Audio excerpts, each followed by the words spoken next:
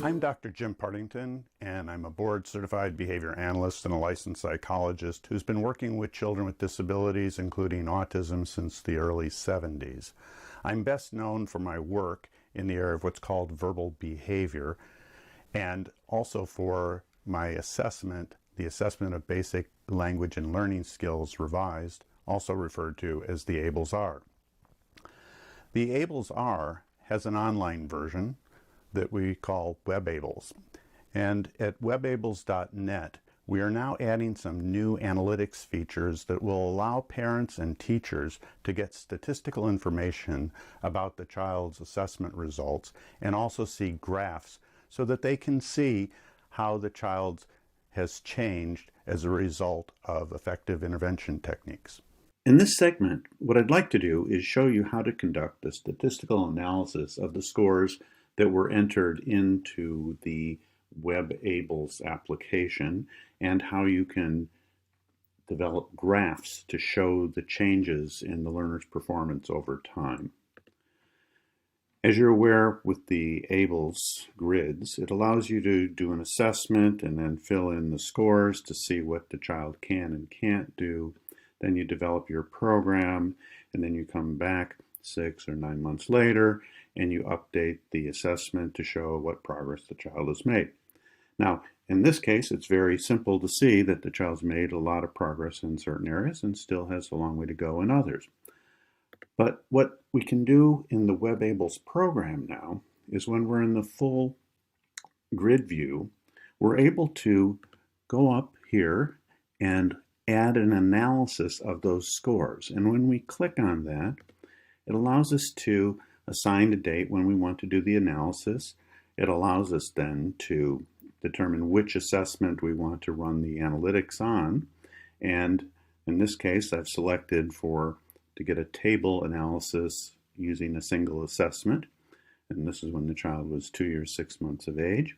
Now I can go down and take a look at what parts of the ABLLS I would like to have analyzed. I can look at the different sections like the basic language and learning skills, the academic, self-help, motor, and so forth.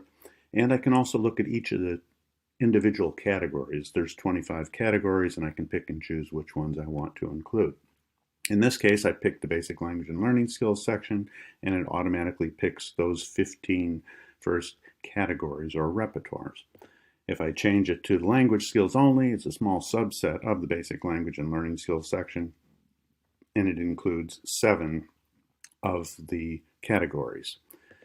Then what I want to do is if I choose to, and I don't have to, include an analysis comparing the child's performance with typically developing children, I can include the normative data, and I can do that from anywhere from 9 months of age to 7 years of age. Since this child was 2 years, 6 months of age, I'll include those data.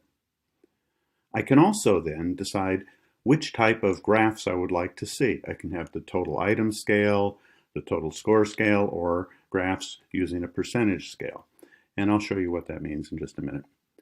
So what I do here is I'm going to pick, for instance, I can pick one set of dependent variables, as we would call them, for total item scale, or if I like, I can select all of them and I get a wider range of graphs from which I can choose later.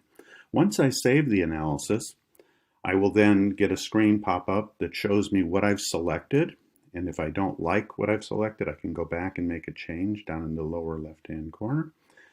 But I like what I've picked here, so I'm going to go on, and I want to see the table of the analysis. So this actually shows me the information in a table form, so I can take a look at the total items that are completed, emerging, and so forth, and sum of scores and percentage of items completed and so forth. It gives me all that data in a very nice table. I can also then take a look at the section graphs. Now this time I chose language skills, and so I chose to have 3 different types of graphs. So this first one is the total items. So for the language skills, there's 231 items, and it shows the learner's performance being at 15, whereas typically developing children at 2 years, 6 months of age have 91 of the items that are either mastered or partially mastered. I can also take a look at the total score. For the language skills, there's a total score possible of 722 points, and you can see that 229 points is what typically developing children have at this learner's age, and he has 29. I can also take a look at the percent of the total possible score, and you'll see that typically developing children for the language skills have obtained 75% of the total possible score as their average, whereas this student is at 4%. I can also then take a look at all the individual categories, and again, this is the total score, so I'm looking at what the child's performance are in each of the different categories that I've selected. If I don't like what I see here, I want to change the analysis. I can go in and make a change and select new items.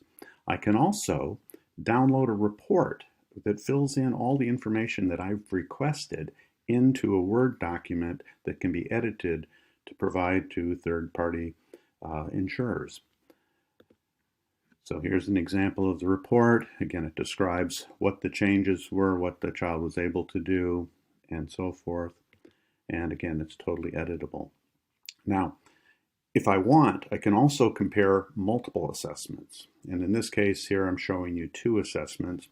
And this is where we started out with the child being 2 years, 6 months of age. Now, 9 months later, I'm going to compare the data from the first assessment to the second assessment. And I've selected to have a table be prepared to show the data. And I'm selecting to just work on the language skills. In this case, I'm going to only select to get graphs, including the total items that are available for each of the sections and categories. And so now, once again, I see my analysis as to what I've selected. Now you'll notice in the table, though, there's 2 assessment data being provided here. The first assessment when the child was 2 years, 6 months of age, and now when the child is 3 years, 3 months of age. And over to the right, you'll see that it now compares the differences between the 2 scores and gives you percentage of change and number of items changed and so forth for each of the categories as well as the language skills section. And once again, I'll get a graph, and I can again make the same analysis, except now I'm showing the progress over time so you can see how much the child has improved from a statistical perspective. Same for each of the categories. Get a nice view of those. I just want to point out at the end here that there are some references. The ABLLS-R has had some research conducted on its psychometric properties and on the normative data, and I just want to give you those references so you can go check them out.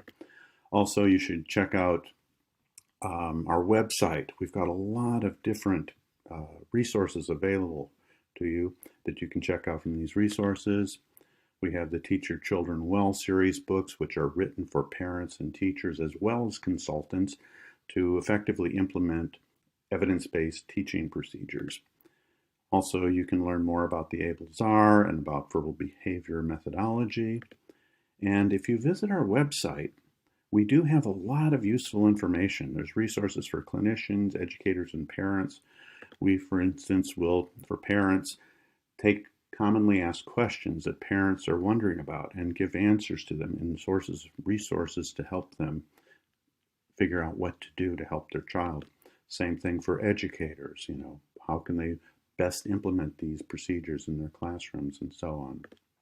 Please join our mailing list. It'll give you an opportunity to see about upcoming products and other videos that we might be putting out. So thank you for joining me today, and I wish all of you well in your work with the children. I want all children to have a happy life and to learn as many skills as possible, and I hope you're successful in helping them reach that goal.